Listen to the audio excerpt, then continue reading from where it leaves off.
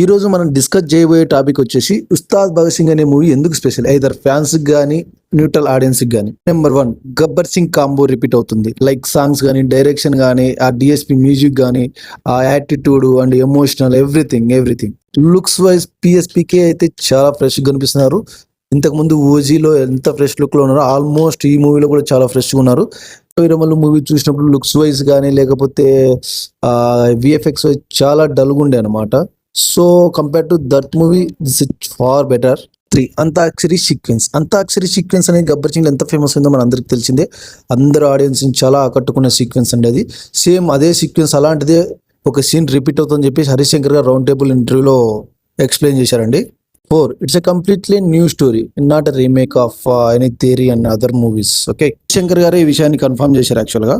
5, after OG అని ఎందుకంటున్నా అంటే OG వచ్చేసి చాలా ఎక్స్పెక్టేషన్స్ మధ్య రిలీజ్ అయింది and it's completely gangster drama, no much family emotions. Actually coming to Ustad Bhagat Singh, it's a completely like family audience and emotional and comedy everything. It's mixed of Ustad Bhagat Singh అండి.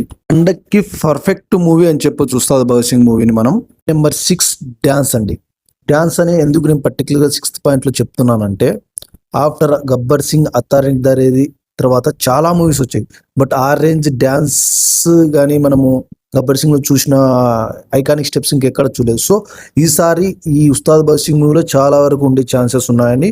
ఇంకో 1 more song ఉంది actual గా, dance number అంటే అది కూడా హరిశంకర్ గారు confirm చేశారు. So simple గా చెప్పాలంటే performance బద్దలైపోద్ది. So that's it guys, thanks for watching. Please like and subscribe for more videos, comment.